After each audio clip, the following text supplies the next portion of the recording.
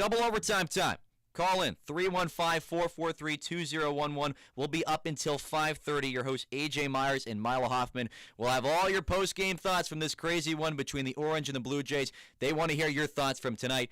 AJ and Milo, what a game for Syracuse. What a victory. A potentially season-defining win, if you will. Maybe so, Andrew. Jimmy McCool, Pepsi player of the game? I'm not so sure about that one, but I am sure about, Milo, is how dominant of a victory this was today for Syracuse. Yeah, I mean, really the first marquee win for Syracuse this season, and it was, it was a shaky start there. You score 3 straight, then you give up the lead, but the resilience that this team showed was impressive, something we haven't really seen all season long. Syracuse walks away from the Dome with a big victory over Johns Hopkins, 13-10. Me and Milo, we're going to break it all down on the double overtime, which starts right now.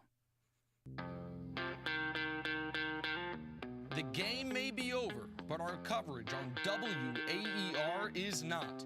Here on the double overtime, we'll be breaking down all the highs. English charging at Cage, has an angle, shoots high, and connects with the back of the net. Stevens ahead for English. 4 seconds left. English has to run in. He skips it. 5-hole and scores. 1 second left. We're headed to overtime. Passes behind the cage. A cutter in front. A behind the back and a score. Syracuse strikes first against number 1. And Finn Thompson with the theatrics and the lows. Fine, caught in a world of trouble. He turns it over. Duke on the fast break. 1-on-none. Zawana shoots high and scores high. Right down Broadway to English, rings it off the pipe and out.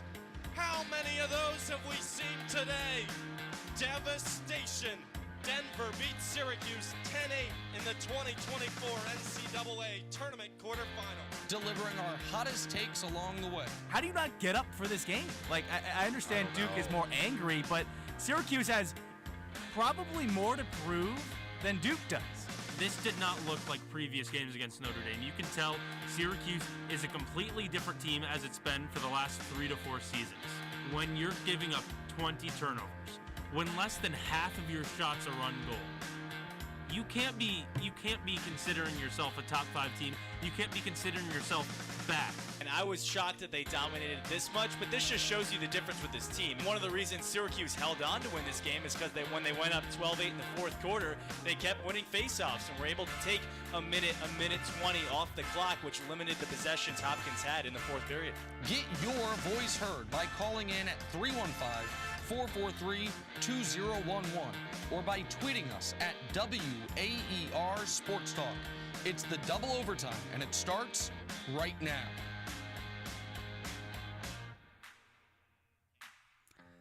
Syracuse comes away with a massive 13-10 win over Johns Hopkins. AJ Myers alongside Milo Hoffman. We want to get your thoughts on it, and specifically, I want to know, are you surprised that Syracuse was able to come away with this victory? Because, Milo, there were times in this game where it looked like Syracuse was going to lose it. They were going to Johns Hopkins was going to run away with it. It was 3-0 Syracuse, then it was 4-3, then it was back and forth. Syracuse scored 3 unanswered at the end of the third quarter, but then to start the fourth, Johns Hopkins started to come back. So are you surprised that the Orange were able to come away with a 3-goal victory?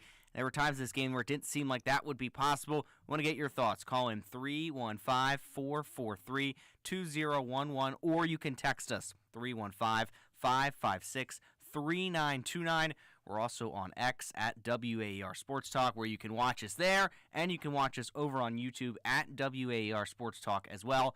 Milo, I'm going to keep it simple. I am surprised Syracuse was able to come away with this victory because there were times today where they weren't winning the faceoffs. John Mullen was struggling, and it seemed as though Johns Hopkins had the upper edge in all facets of the game. Yeah, it seemed like this game was going to be the same story that we've heard all season long. You start off strong, you score 3 unanswered, and then you look at the scoreboard, and they're losing within a couple minutes. But you're right, it looked like Syracuse was going to slow down, and they did, but the resilience, that's really the word that encapsulates this game, resilience. You show that you can stay with a team as good as number 7 Johns Hopkins in games in the past where you haven't been as strong to start, or you've, come off as a team that, has fallen late in games, but you're able to show resilience in this one. That's huge. Yeah, it was a real seesaw game because I look at a player like Jimmy McCool, started off the game great. Yeah. They said it. He was seeing the ball great. He was making big-time saves. And then when Johns Hopkins goes on that 4 unanswered to make it 4-3 with less than 5 minutes left in the first quarter, it was like, Jimmy McCool looks like a shell of himself, Right. and you're now worried, like, oh no, is Gary Gait going to have to pull them? Because anytime a goalkeeper gets pulled, especially for Syracuse, it doesn't result in a win. But, I mean, then you look at the final box score, 12 goals. It's 12 great. saves. He got career Pepsi high. Player of the Game, He got according the to Pepsi Andrew Player of Del the Game. Piana, which I don't Exactly. agree with, but he did have a good game. There were a couple candidates out there, but Jimmy McCool is definitely one of those top players that, played in this one for Syracuse. And yeah, he looked, a couple of those goals late in that first quarter.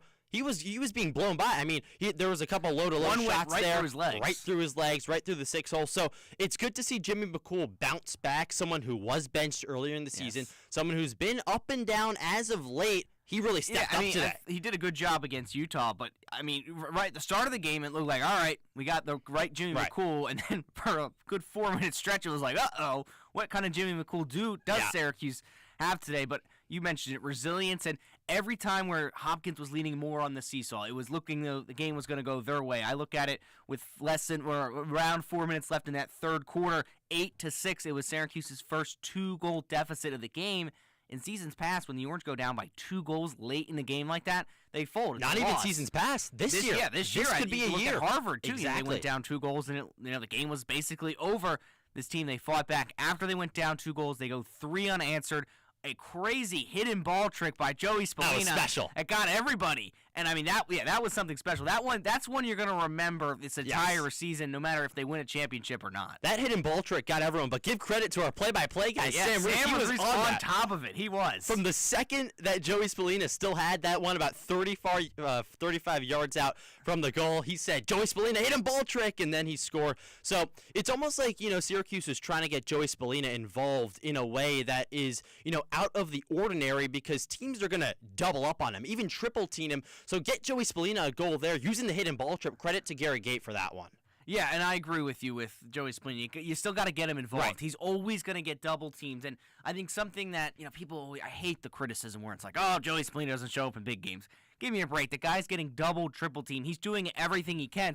But that doesn't mean Syracuse doesn't have to still get him involved. They still need to do that, and I do think in games past, this season especially maybe, or definitely last season, there were times where this team was just kind of not looking for Joey Spallina. I mean, he's it was a almost star like player. they were overshadowing him. Today, I love that. Get him involved with a hidden ball trick. No one thinks he has the ball. He's the best player on the field. If no one knows he has the ball, he's probably going to be scoring, and that's what he did there. And that really turned momentum, because in that fourth quarter, it was control. Yeah. It was control from Syracuse. They had a grasp of this game, and Johns Hopkins definitely got desperate as well. They didn't have a great game either. They had a lot of turnovers. The face-off totally went the other way for them, and that was their biggest issue, especially in that third quarter. They only won 1 face-off. And this is what you expect, though, from a Johns Hopkins and Syracuse game. Yes. They kept talking Chaotic, about rivalry. dramatic, yes. Some fight. There were a couple fights that broke out Little there. skirmishes. It's not always going to be the cleanest, though, between the Blue Jays and the Orange, and that's exactly what happened today. It wasn't pretty. There were a couple turnovers. There were a couple possessions where you're like, what is happening? Just masses of humanity on the turf trying to figure out who's going to come up with the ball. But that's what you want to see between these two sides. It almost brought back some of that old feel. Like, this is a rivalry. They kept comparing it to the Yankees and the Red Sox I on don't the know about ESPN that. broadcast. So, I mean, just, good to see these two teams go at it. But, yeah, Syracuse, a lot of resilience. Yeah, a lot of resilience, and I'm really impressed with that second half especially, because I think that third quarter was massive. John Mullen figured it out at the face-offs. He won them all of them. He only failed to win one. I don't even think that was him that lost that one. Yeah. And that was a massive for them turning the tide. And then even in that fourth quarter, Syracuse scoring the last 3 goals, not letting in a final goal, even if it would have just been a 2-goal game. I think that shows a lot of growth in this team, It's a winning and it shows team, how too. developed this Gary Gait group is. This was a big win. Yeah. There's no way around it.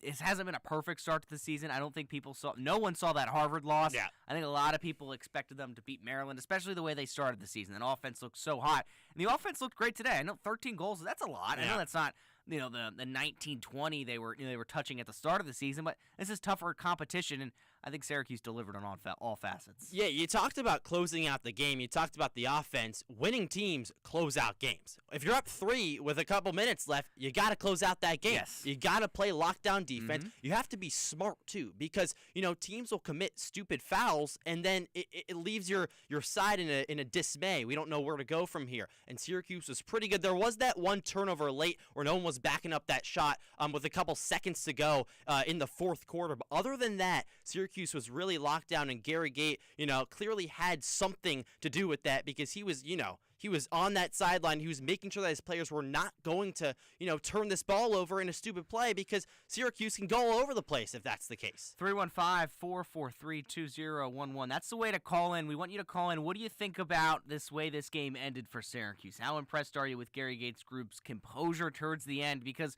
for me, I was kind of a little mixed motion throughout this entire game. It was an up-and-down game. I was, on cloud nine when Syracuse goes up at the end of that third quarter, 3 unanswered goals. It's a 9-8 game, but then right at the start of the fourth quarter, what does Johns Hopkins do? They score. It's a 9-9 game, and you're thinking like, oh no, like this team just cannot finish out games. Same old Syracuse. Thought they had a big win. They're going to squander it. But then the end the fourth quarter with 3 unanswered, I think is huge. It's something we haven't seen from this team in ever, really, from a Gary Gait group to finish out a game solid. Because remember last year in games, I remember that North Carolina game specifically, there was no confidence. They were cruising, and then flipped the switch. UNC, they almost came back and won that game. This game, that was not the case. There was a calming sense that I got from the team in this one.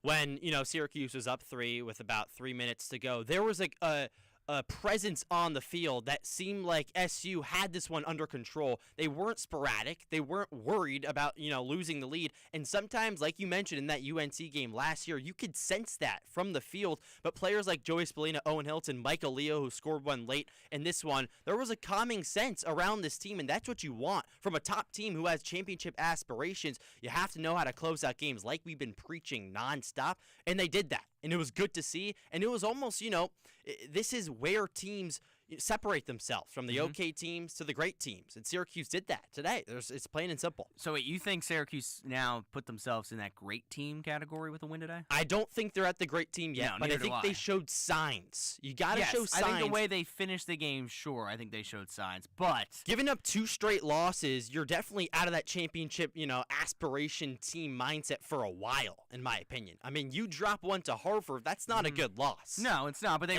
responded against Utah. Maryland's a good loss, but yeah, but a Utah win, that doesn't really move the needle too much. Yes, but they responded, and I'm not going to move them to that great category yet. But the way college lacrosse is shaping up this season, everybody is taking these early losses. We saw Cornell lose, Notre Dame lose, so this is a win that's going to put them back in the top 10 conversation. I do think there's a lot more they have to do, a lot more, and they have the opportunities. It's good for them. They have some top opponents coming up. What more do you want them to do today, though? I mean, I think they did everything they could today. I'm still worried. Yes, they couldn't keep a lead.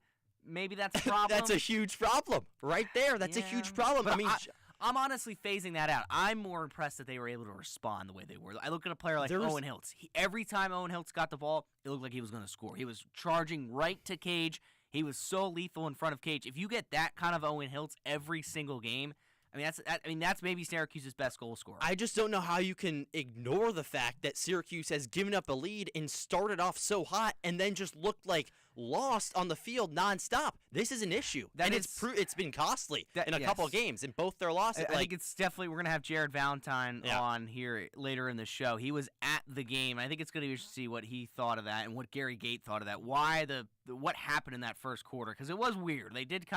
They started off so well. I mean, maybe it was the thing that Johns Hopkins, they were just kind of in shock. They weren't ready, and then they switched on, and then it was kind of like that was an even matchup.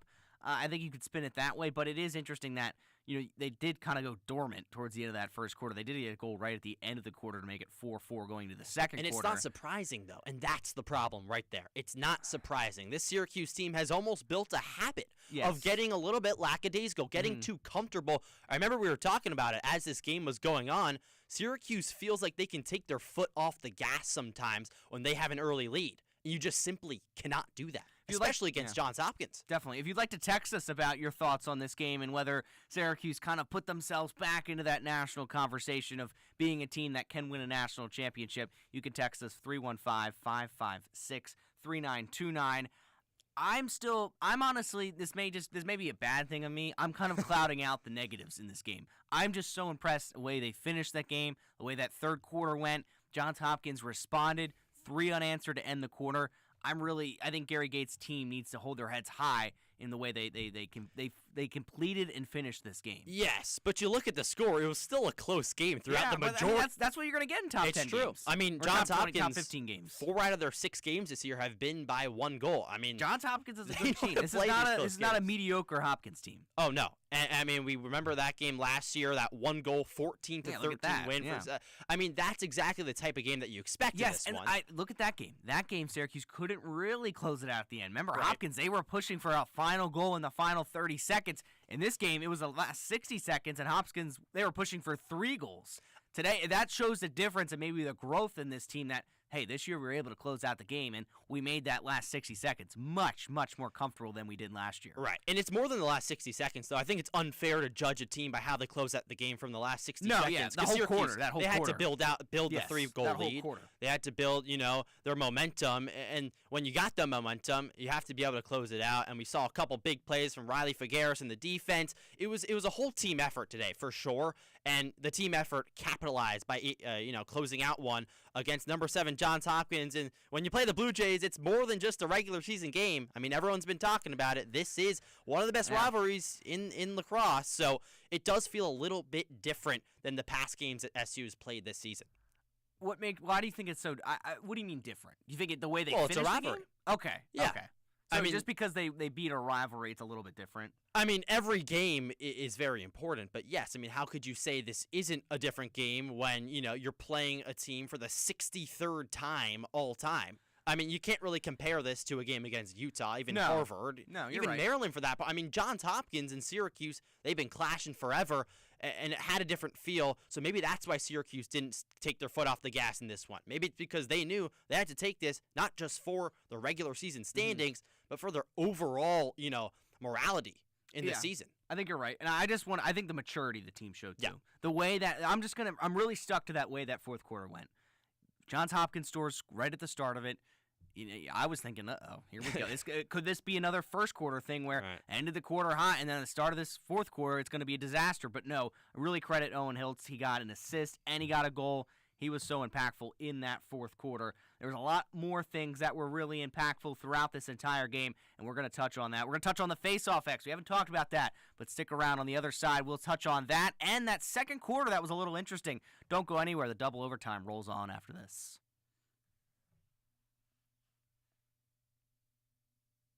We know you've got a lot to do in a day, and sometimes it may not be easy to tune in at exactly the right time to catch WAER News.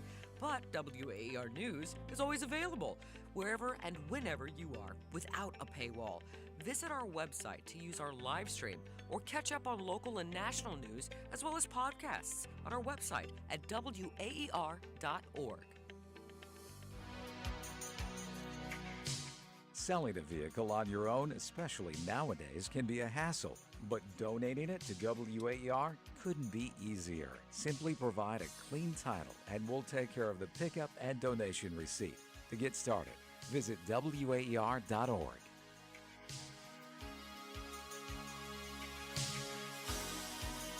Who's gonna drive you home tonight? There is a one-stop listen for everything Syracuse athletics. You got great talent on this offense. Like, you can't go dormant for an entire quarter. And The Ostrom Avenue podcast provides unique opinions, plus exciting interviews from industry experts. joined by Georgia Tech play-by-play broadcaster Andy Demetra, Syracuse.com, football beat reporter Emily Laker. Check out weekly interviews on YouTube and listen at WAER.org or wherever you get your podcast.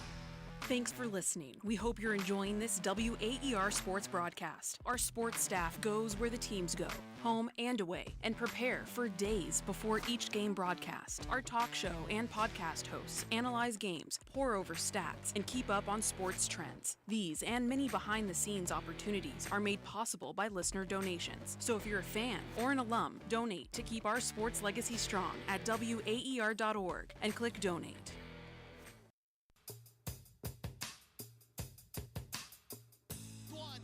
With a chance, spin move all the way inside, flicks it to the back door, the shot at the goal. Joey Spolina cashes it in, and the Orange on their first possession of the game find Twine.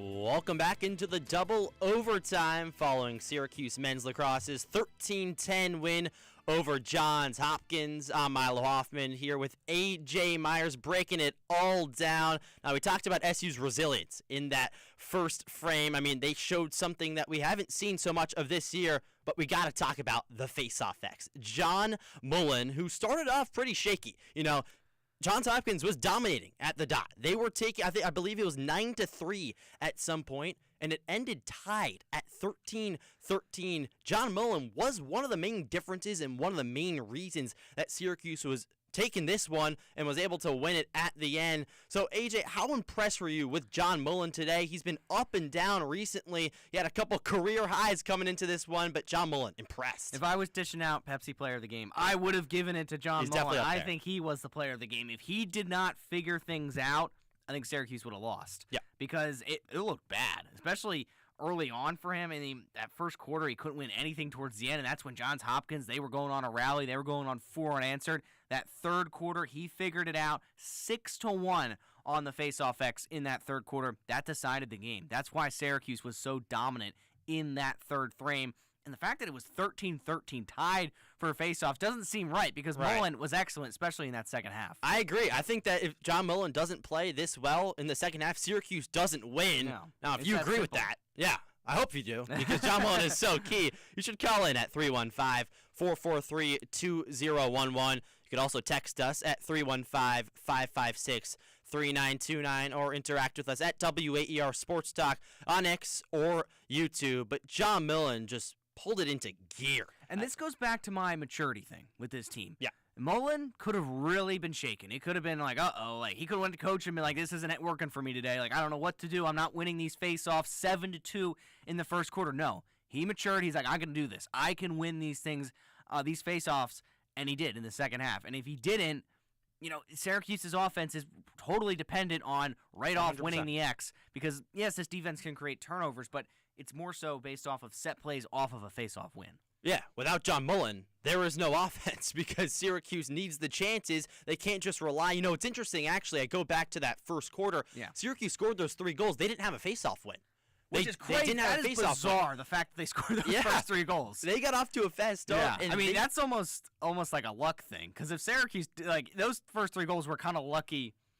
Were kind of a luck thing in that regard, but I do agree with you. The fact that they got those first 3 goals without a face-off win is interesting. 100%. Now, we want to talk about the face-off win. We also want to talk to Bob from the Valley. Bob, what do you got from us? I hear that you want to give your perspective on today's win, a big one for Syracuse, 13-10, the final score over Johns Hopkins. What do you got? Well, I'm just coming home from the Dome, and you guys are stealing my thunder a little bit, but 3 things I was thinking about. First of all, the defense in the second half was phenomenal. They forced Hopkins into a couple of shot clock violations and a couple of pretty bad shots at the end of the shot clock. They really looked much better than I think they have in the last couple of weeks, not counting Utah. The other thing you guys were just talking about, but Johnny Mullen was getting creamed, Yeah, in the first quarter, and then he adjusted, which is what a good face-off man does, and he owned the second half. Which all of a sudden, SU's got a lot more possession. Yeah. But the third thing, this is bad news that was around the Dome, is we're hearing that Finn Thompson might be done for the year. And you could see, the different moves that they had to make today, putting Veer at attack and then moving a couple of young guys onto the midfield lines, with Burwhistle being out. And if Thompson really is out, somebody's going to have to step up. Yeah, no doubt about it, Bob. That would be a massive loss for Gary Gates' group. But, Bob, are you surprised? Because I am, the way this team finished out the game. Because in years past, even this season, it's always kind of been a shaky end to games for this team. But here in that fourth quarter, it looked like it was a smooth sailing victory for the Orange. Well, I'll tell you what. We were sitting down in the end, the SU end at the end. Owen Hiltz was a man on a mission. Mm-hmm. Yeah, definitely. He's telling guys, he was the coach on the field. He's telling guys where to go, who to come on, who to get off. I haven't seen him playing up top as much as he did today. He was dying. I think he had the goalie's number. Yeah. He was dying to take shots. So I think, it's a senior leadership. They got a great class of juniors. I also want to do one more thing. Is the junkyard dog on the man down played fantastic. Yeah. You know, they just were all over the place. I don't know that Hopkins had a man up goal, but they really look good out there. I think it's great that they're giving those guys some respect and having faith in them. Yeah, I mean, Bob, you talk about, a couple people stepping up. Owen Hill. Tyler Cordes also stepping up. He had 2 goals, his first 2 goals of the season. This offense is very deep, but Johns Hopkins still a lethal team. Are you impressed by this, this game? How far do you think Syracuse can take this win for later on in the season, Bob? Well, of course, I'd like to see them go all the way. I think they've got to keep working. Maryland's always a tough hump. Coach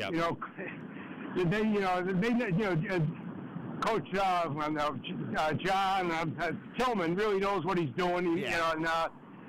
But they got a bunch of ACC games to go now. It'll be interesting. If Mullen can play like that and McCool, I think they got a shot to win the ACC at least. Bob, one more for us before we let you go. How was that atmosphere? You said you were at the game today. How was the atmosphere in the Dome? I didn't hear the last thing you said. I'm sorry. Believe it or not, I'm riding my bike home. If you can hear us, how was the atmosphere inside the Dome today? All right, guys. Have a good one. Yeah, right. Bob, you take care. Get home safely. Look at that. Riding his bike. We love that. That's the kind of passion we want on the double overtime. Now, obviously, 100%. be safe when you call in. But riding the bike and calling in, I love it. And Bob makes some great points, especially with the defense. There were a lot of instances, even late in that fourth quarter, where Syracuse forced Johns Hopkins into a late shot clock when they were really desperate. They held their ground. Yeah, and that's key for Syracuse to try to close out. We were talking about it early. It's not just, not giving away too many turnovers. It's being good on the defensive end and making sure that Johns Hopkins doesn't have too many opportunities. They ran out of the shot clock, like you said, a couple of times. John O'Dearna seems to have this team, playing well and playing as a group just at the right time, and they showed that today against Johns Hopkins. Now, I want to get back to Johnny Mullen just for a second at the Faceoff X, because he was so, without Johnny Mullen, I'm convinced, and we were talking about it earlier, this team just doesn't win. Because you don't get the offensive opportunity. Simple. And John Mullen is going to be key for this team going forward throughout the entire year. And this game really impressed me because it showed that he has that, mental fortitude to stick with it. Even though he's struggling early, he keeps it up for the rest of the game. Yeah, I mean, not to be overcritical, but I think if there's one thing Mullen can maybe work on is be that dominant for 4 quarters. Don't have instances where you go on a lapse and Hopkins is winning 7 of the 9 face-offs. Yeah. So, have a complete game. But, I mean, he has shown this season. Look at that Harvard game. I mean, he did everything he could, and the rest of the team just could not win that game for him. But I think he has shown everything. He has shown to this team and to the country that he can absolutely be a national champion face-off winner. Yeah, I mean, Johnny Mullen starting the offense, one of the best in the country, just doing that. A lot of people got involved. We mentioned a couple of goal scorers for Syracuse. Owen Hiltz, he has power in his shots. I mean, he can rip it from deep. And Bob, Bob mentioned this. It was kind of like a different Owen Hiltz. Right. Especially late in that game. It was almost like, he took the mantle and he was like, I'm taking over. This is my game and I want to win this game. And he did that. I mean, big players in big moments. Hiltz a goal and an assist in that fourth quarter. That's what you want from your senior leader. And, Bob, he was there. He had a great perspective of it. He said, he heard him shouting on the field. Right. And that's the leadership you want, especially from a team that is junior heavy. Yeah. Those few seniors out there, you want that key leadership. Especially with a couple people out. I mean, you mentioned Finn Thompson. Nothing clear yet on Finn Thompson. Definite with that nothing injury, confirmed, but he was out today. And Owen Hiltz showed up along with Joey Spallina, along with Luke Roa, who's been doing it all year long. I mean, Luke Roa, so impressive. He's ambidextrous out there. He can shoot with his right and his left almost equally. I wouldn't be able to guess which hand Luke Roa favors by just watching him play a lacrosse game. It's impressive. And us mentioning, Owen Hiltz, Luke Roa, it just makes less pressure on Joey Spallina. And that's what you want. That's what you want. You want the opposing team to have to worry about other attacking options on the Syracuse side. And I think teams definitely have that problem with Hiltz, with Leo. And it allows maybe Joey Spallina to have more freedom in his game. And I thought Joey Spallina was excellent today. I thought every time he had the ball, he did something with it. I don't think you can criticize him for not performing in a big game or anything like that. You got to play a certain role at some point because, like every best player on every team, really in so many sports, they're gonna game plan around you, and so you got to learn how to impact the game in different ways. Whether Spallina has it at X and he's circling around the cage and he's gonna find wide open players that are in front of the net because he does that so well, or if it's a game that he needs to take over and score more. I mean, he has so much speed. You know, he was a top recruit for a reason. He's showing it, and sometimes people will get on him because maybe he doesn't put up those goal numbers that everyone is hoping for. But like you said, so many times it's the maturity that this team is showing, and Spallina being that key guy who can rely on him in so many different ways, not just the goals, but the assists, but, you know, the playmaking ability that Spallina just has. It shows why he's just, like we said, matured. I can't stop saying it. It's the perfect word to encapsulate Spallina's career this year. I think it encapsulates this victory. It was just a mature game from this team. And that second quarter, we haven't touched on it too much. It was a weird quarter. Just 3 goals, and it seemed like both teams didn't take an opportunity in that quarter. You know, I think Hopkins, if they go on a run there, they could have made it a 3-4 goal lead, and so too could have Syracuse. But that second quarter, do you think it was more of a defensive? I'm not sure. Was it a defensive lockdown quarter, or was it just kind of both offenses stalling? I think it was somewhat of both. Yeah. I think, you know, it's almost like as Syracuse, you know, if you're a Syracuse fan, you get worried because it's been such a stagnant time of the game for Syracuse in the past. And yes, I think it was a little bit of a stagnant time for the offense, but I also think that the defenses came to play in that second quarter, and it's good that they were both sort of Xing each other out. They were, yeah. Because that was an opportunity for a team to take over and almost blow up a big lead. Especially going into halftime, and neither team really could. I mean, Hopkins, they did score right before the end of the break to make it 6-5, but then Syracuse, credit to them, they started off that third quarter really well. But yeah, that second quarter is definitely something. It didn't match the rest of the game because quarters 1, 3, and 4 were kind of chaotic, back and forth seesaw game.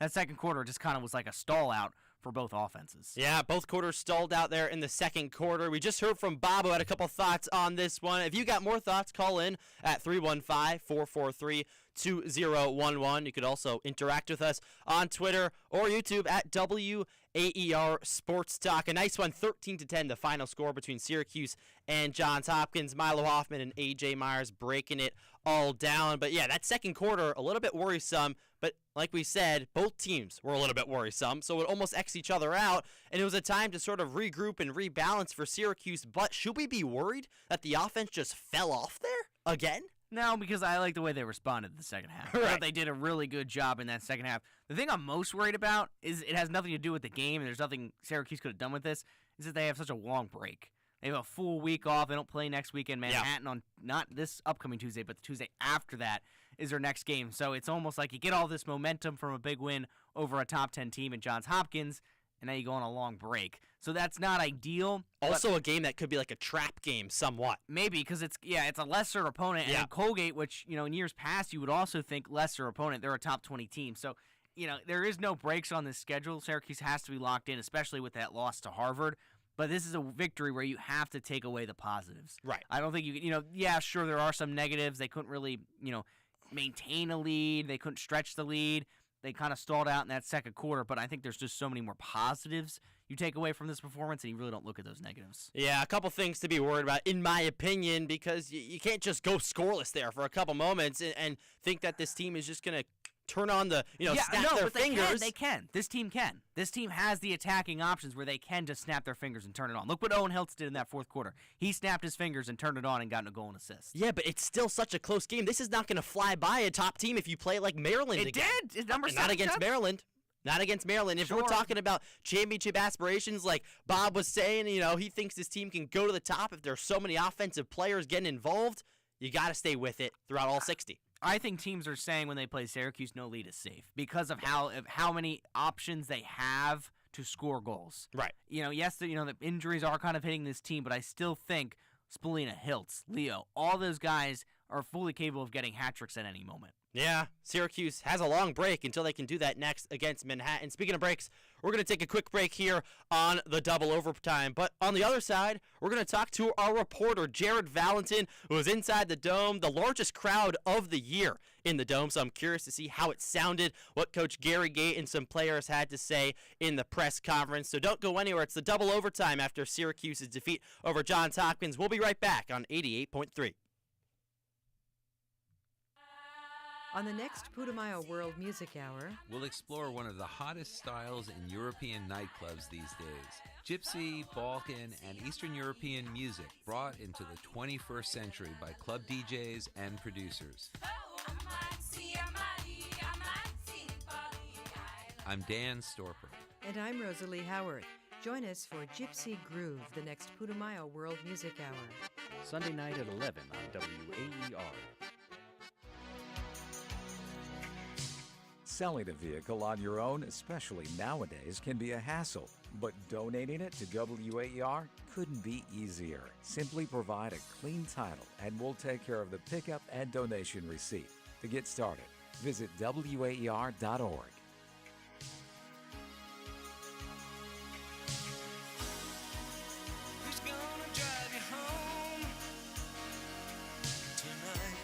Hey there, WAER listeners. Want to stay in the loop with all the latest news, behind-the-scenes moments, and exclusive content? Follow us on social media. Find us on Facebook, Instagram, X, and TikTok for the stories you won't hear anywhere else. From breaking news to fun, interactive posts, it's all happening online. Don't miss out. Hit that follow button and be a part of the conversation with WAER.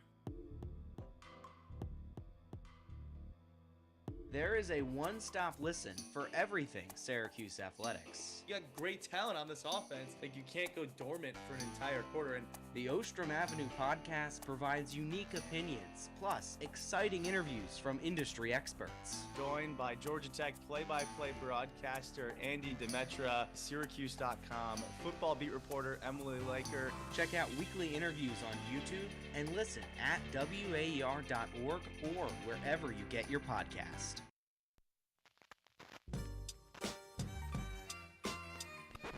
Stutter step move. McCarthy feeds up top over the right side. Hills a shot. He stings it. Bottom left corner. No chance for Luke Stout. And Syracuse extends the lead.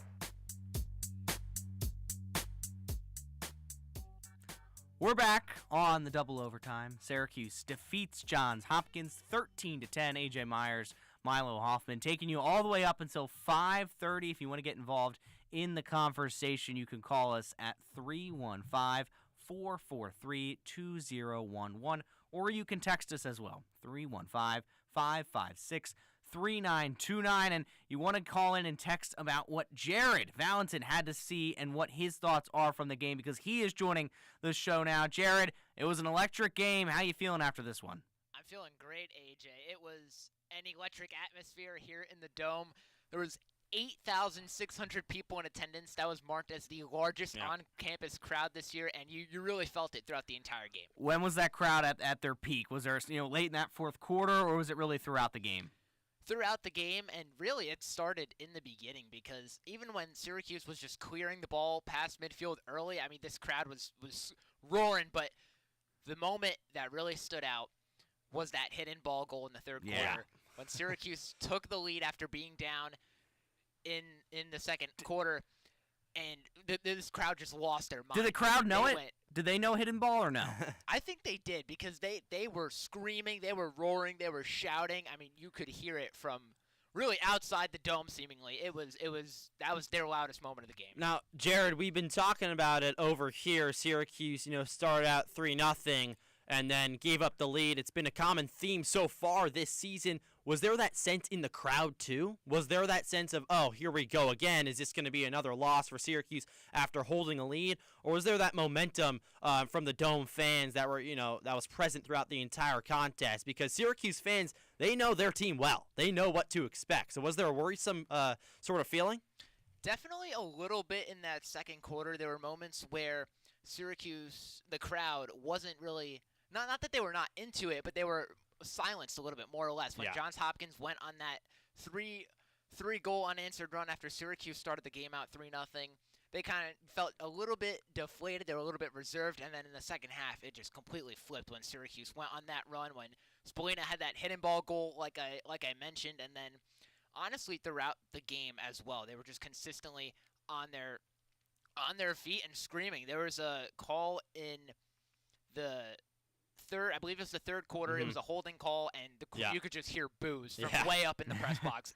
Everyone in the crowd was booing. They were invested throughout the entire game. Jared, me and Milo were a little unsure about what happened in that second quarter for both offenses, really. Did you pinpoint something or something post-game that someone said of why that second quarter, the game just kind of seemed to stall out? Because it was a back-and-forth game, and then for large chunks of that second frame, there was no offense. Right. For me, it was the turnovers, and it was the fact that Syracuse specifically was getting those turnovers and in the matter of how they were doing it, because there was instances throughout where Syracuse was getting careless with the ball, where there were routine passes that players weren't catching, and it would roll along the field and go out of bounds, and then Hopkins would gain possession. So Syracuse was making just routine passes that they would normally just catch like it was nothing, but today, for whatever it was, maybe the fact that it was Johns Hopkins, that they were a little bit flustered, and there was one pass in particular, I believe it was in that second quarter, where Trey Deer goes for a behind-the-back pass, the ball rolls out on the field, and it leads to about a scramble. And that was another thing, that there were so many scrambles for the ball in this game. But it leads to a scramble on Johns Hopkins' side of the field, and for about a minute straight, nobody on either team could get a hold of it, and the ball goes all the way on the other side of the field, on Syracuse's side, before eventually a Johns Hopkins player gets it. So it was plays like that where Syracuse was just either being too fancy with the ball, like in that particular case, or just not having success in catching routine passes, and it led to careless turnovers that Hopkins, especially in that second quarter, took advantage of. Now, something Syracuse was able to do, though, was clean up those turnovers in the fourth quarter. Now, a big reason SU was able to pull out this win was because of Jimmy McCool. Jared, I mean... Jared, is he your player of the game? Was he your player of the game? I don't know. He didn't win it. He did win it. He was fantastic. Who won it? Who won the Pepsi Jimmy Player McCool. It was McCool, yeah. Oh, okay. So, he wins my Player of the Game award, and he was fantastic because after that Harvard game, I was on the double overtime with Nico Horning, fellow AER member of ours, and we did not like what we had witnessed from Jimmy McCool. We were very disappointed. He got taken out of the game, and he had a bounce-back game against Utah. But throughout that, I was saying to myself that I wanted to see it against another top 10 opponent, or another ranked opponent, excuse me. And today, against number 7 Johns Hopkins, he really showed throughout what he is capable of doing on this SU team. 12 saves, which was a season high. And he was putting his body on the line throughout. There was a save where he got it. He was diving, made the save. Another possession where I hear you, Jared. I hear you. I hear you. He had a good game, but how could you not give John Mullen the player of the game? If he does not win all these faceoffs, if he does not figure things out at the faceoff X, there is no way Syracuse comes away with a win. I don't care how many saves McCool is making. He also looked a little bit lackadaisical there in the first quarter. Gave him a couple through the legs. Four unanswered. And that was one of the things about John Mullen that head coach Gary Gate addressed in the press conference, was the fact that, and in terms of why John Mullen bounced back as the game went on, really was just the comfortability. And that's what it looked like to me too, because in the beginning of the game, he was getting he had 2 face-off violations early on, and I think that really got in his head, and he didn't look as comfortable as he has been throughout the season. And then second half, he just flipped a switch and was absolutely spectacular. So you don't think that second half a switch of the flip or whatever is deserving of a player of the game? Because, I mean, without John Mullen, I don't think Syracuse wins this game. Jimmy and I think if Jimmy impressed me more. Yeah, but I think if Jimmy McCool goes out there and he has a solid game, Syracuse might be able to still take this one. But John Mullen was the difference. I mean, I think there's no way around it. Even Owen Hiltz with 4 goals, I think he has a chance to win player of the game too. But, of course, Jimmy McCool had an impressive game. We'll give you the benefit of the doubt. In the first beginning of the first quarter, when Syracuse had the lead and John Mullen wasn't winning those faceoffs, Syracuse was still finding ways defensively to work around that struggle. Yeah, Hopkins was still scoring. They were still scoring. It was a 3-goal game. Not immediately. I'm talking about the very first stretch when Syracuse went up 3-0. Yes. That's when they were capitalizing defensively, and in turn didn't really.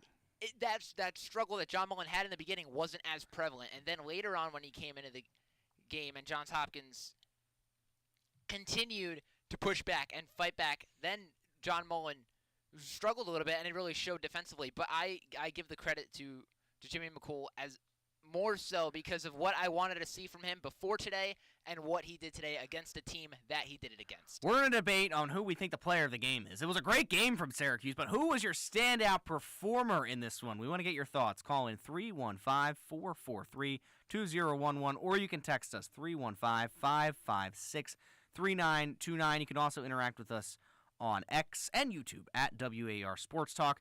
I think it's Mullen. I think Hiltz and Mullen are ahead of McCool. Yes, McCool made some big saves, but I have more confidence in Mullen that he is the guy at the faceoff X than I do in McCool than he is the guy in Cage for Syracuse. Yeah, sure, I'm zooming out. You're looking at the scope of this season. We're talking about this game. Oh, I'm talking about the season. Well, you were saying player of the game in terms of this game specifically. Okay, sure. In this game specifically, who's going to have more of an impact as the season goes on, McCool or John Mullen? I think it's Mullen. I think probably John Mullen as well, but in terms of we were talking about this game specifically. Now, okay, if you want to zoom out and look at the That's season, a good point.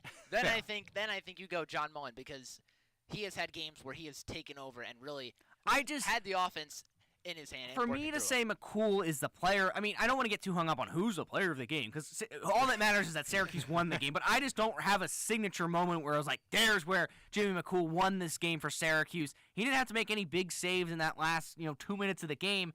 The reason that Syracuse came away with the win is that they had more possessions in that fourth quarter thanks to John Mullen. You didn't think he had to make any big saves? I can't remember. There was a stretch in the fourth quarter where McCool seemingly made, I believe it was back-to-back saves, and then Johns Hopkins got the ball again and made another save, which is what kept Syracuse in front in that late stretch. I also believe something that goes into being a good goalie is just being consistent and being able, stopping the ones that you should stop, not always making that huge, acrobatic save. But yes, Jimmy McCool, of course, did have that stretch there where he did really well. But, to back up AJ just a little bit here, I think that Jimmy McCool was not, if he goes out there and he doesn't have a career high in saves and he doesn't, have those big saves, I think that John Mullen still torpedoed this team just enough to get the win. I don't know. I just think that, John Mullen just able to flip the switch there so well. Yeah, and I see where you're coming from in that regard. And head coach Gary Gates said it in the postgame press conference as well about Mullen and his adjustments that he made.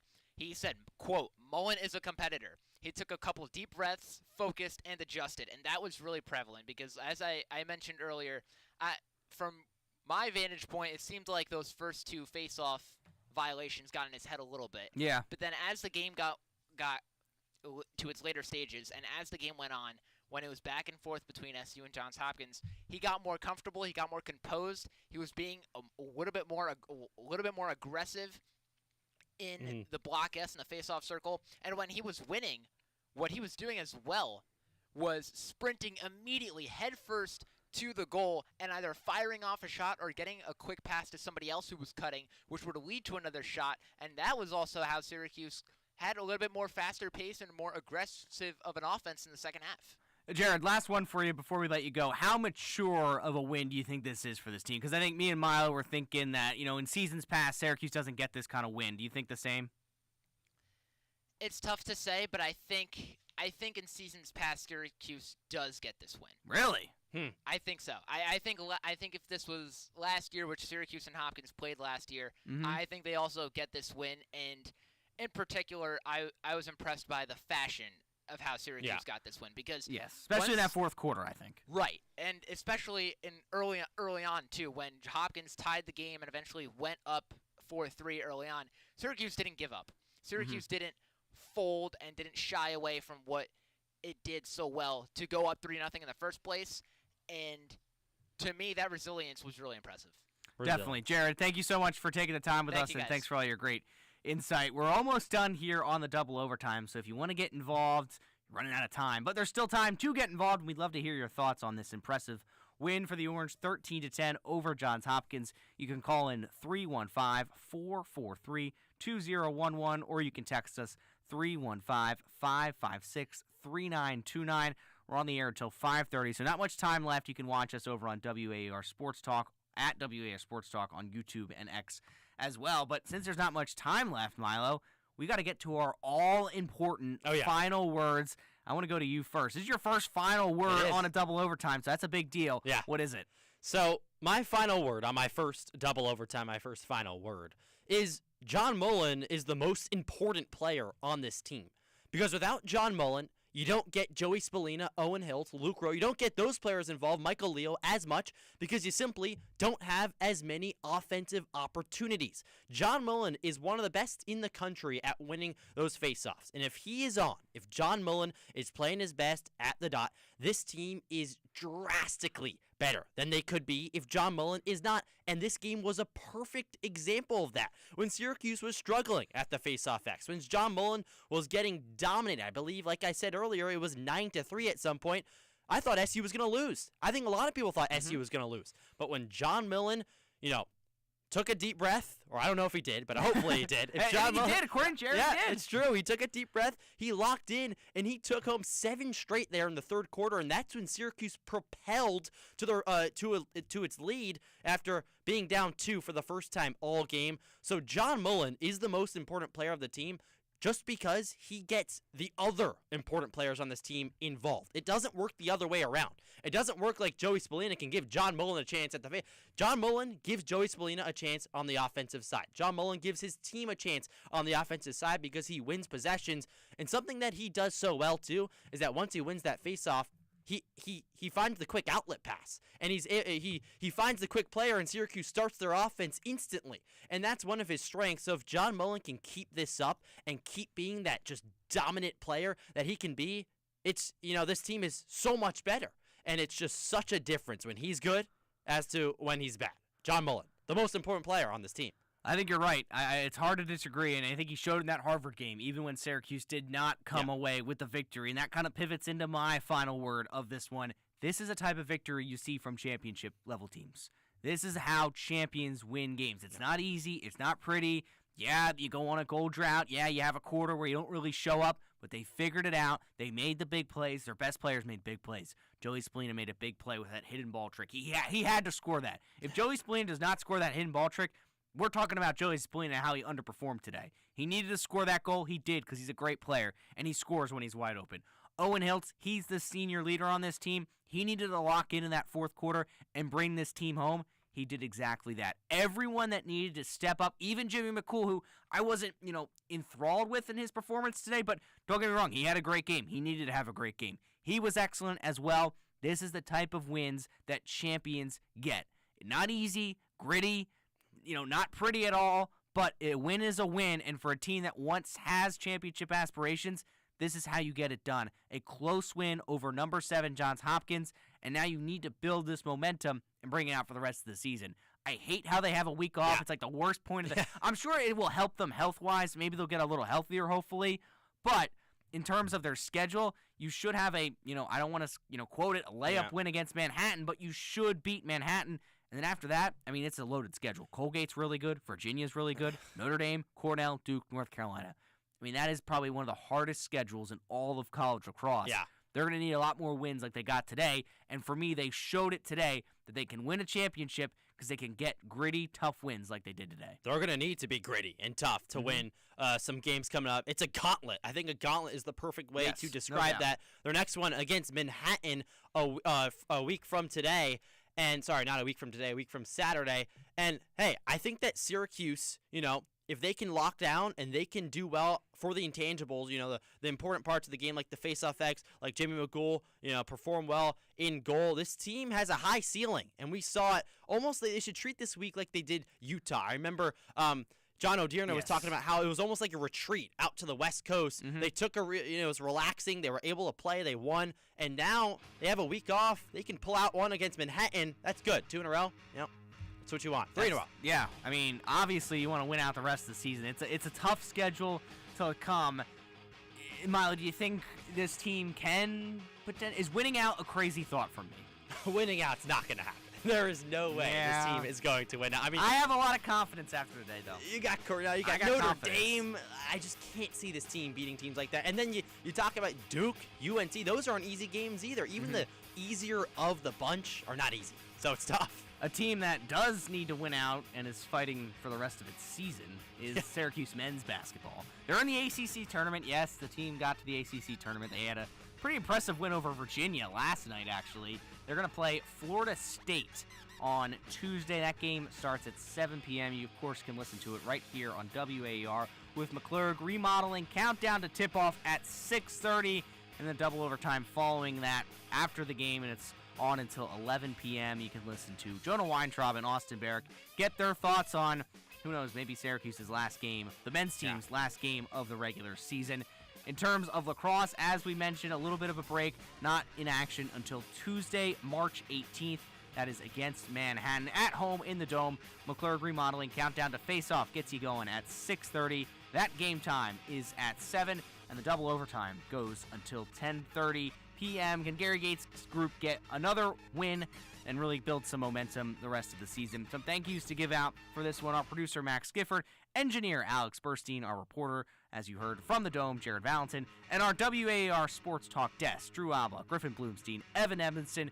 Great job to all you guys. Be sure to listen to the Ostrom Avenue podcast as well. I have a great interview with Rick Beardsley on there. He dives into some problems this team still does have, and he gets some really good insight. So you listen to that wherever you get your podcasts or at WAER.org.